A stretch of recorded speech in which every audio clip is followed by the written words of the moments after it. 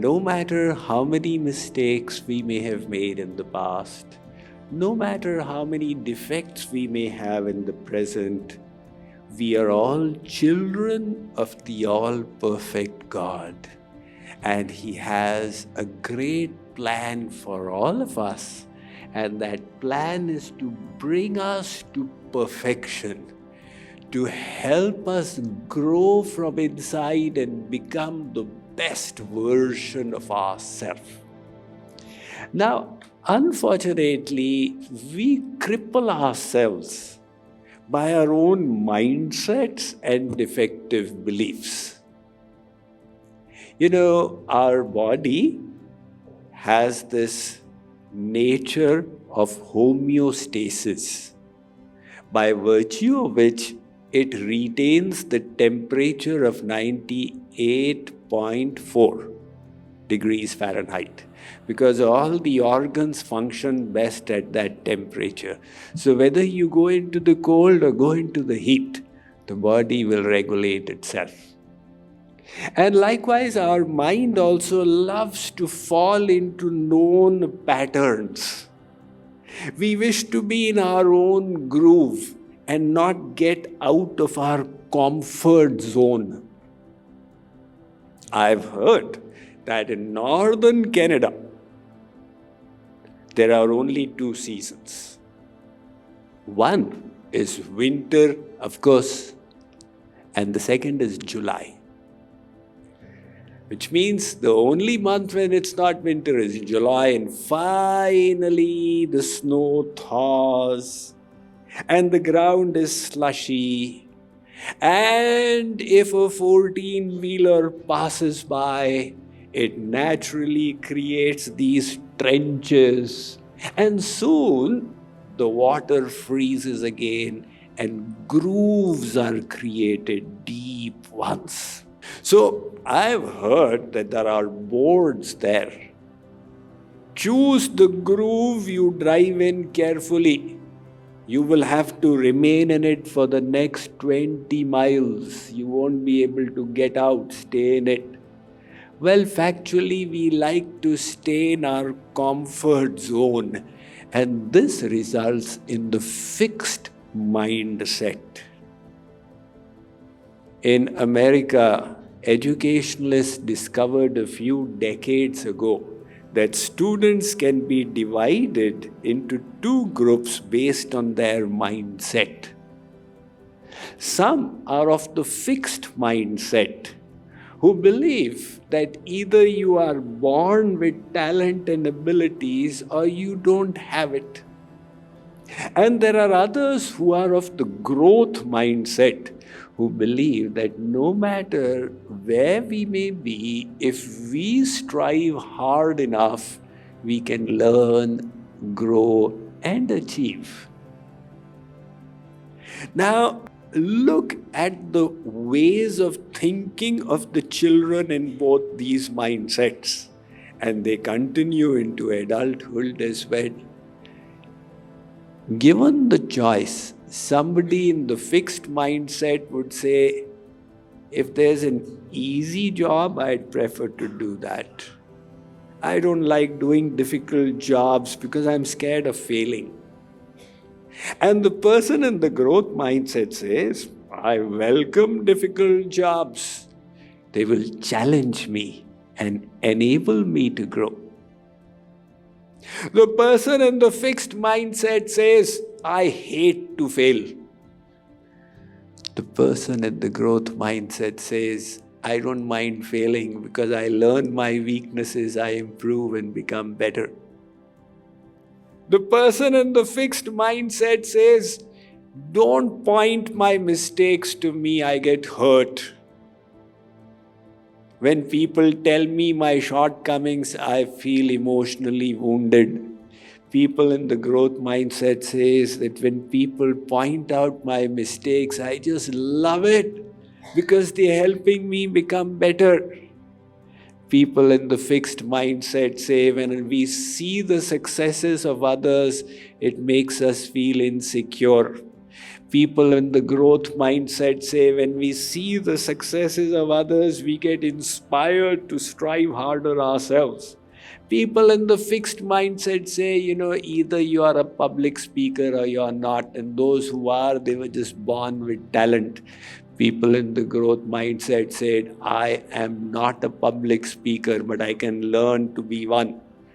So such a huge difference in these two mindsets. Now, if you wish to realize your infinite potential, you will need to dismantle that fixed mindset by using your intellect correctly. The world has passed through different stages. There was a time when India was the most powerful nation, and then it moved on to Rome and Portugal and Spain and England and now America. So what is the most powerful nation?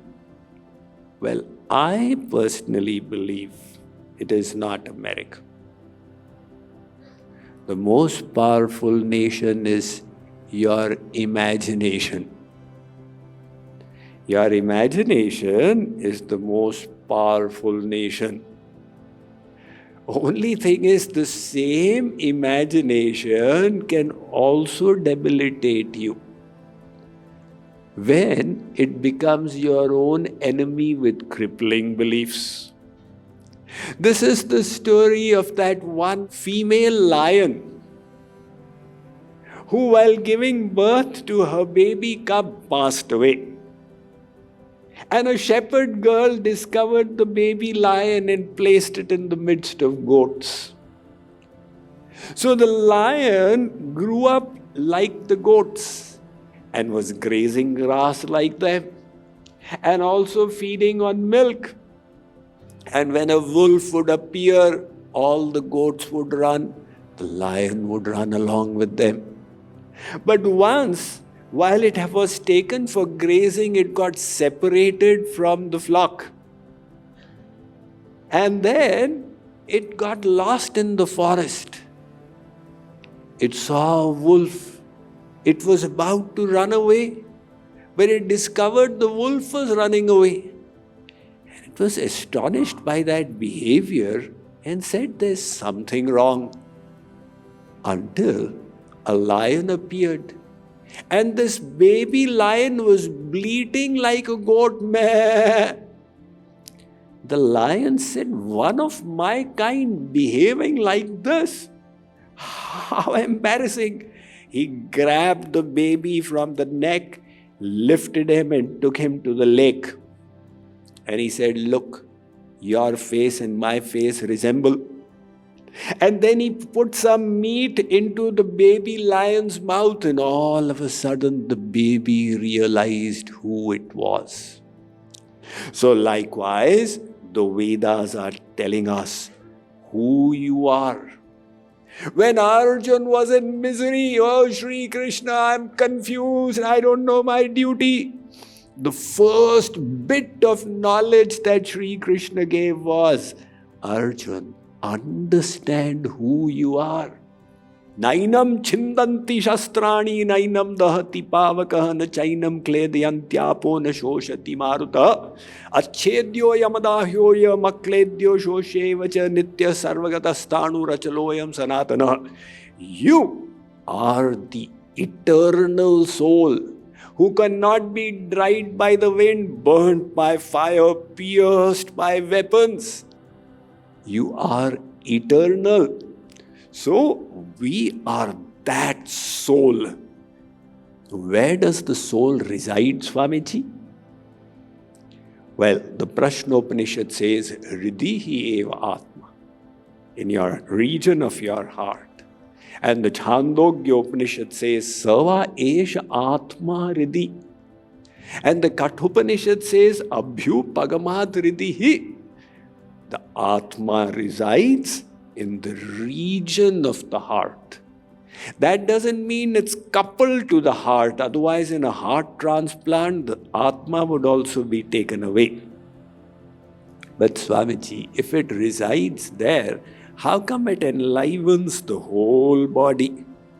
So Ved Vyas in the Brahma Sutra has explained Gunat Alokavat. Like the light source is there, but the rays are reaching till here. Likewise, although in the heart, the soul's consciousness spreads through the body. And that is why you can feel. And why can AI not feel? Because it doesn't have the soul. Why? We had the UTD professor come and lecture here to the kids. And this question arose that does AI know what it is doing? And he is at the cutting edge of research in generational AI. He said AI has no awareness of what it is doing. So one boy asked, but when I ask AI, how did you get this answer? It tells me I got it like this. He said, that is also by a template it is presenting. It doesn't know what answer it is giving. So AI doesn't have awareness, you do. Your soul has enlivened your body. So that soul, how big is it? Well, the Shvetashvatar Upanishad says, Balagra Shatabhagasya Shatadha Kalpitasya Cha. Take the tip of a hair, split it into 100 parts. Swamiji, how will I do it? Just suppose. Take one of those parts, split it again into 100. That would be the size of the soul. And this is also only a literary expression because the soul is so tiny, so infinitesimal. Then you say, Swamiji, how does it have infinite power? Because it is a part of the Supreme Soul. And when it learns the proper spiritual sentiments, it gets equipped by the grace of the Lord, and then the power comes.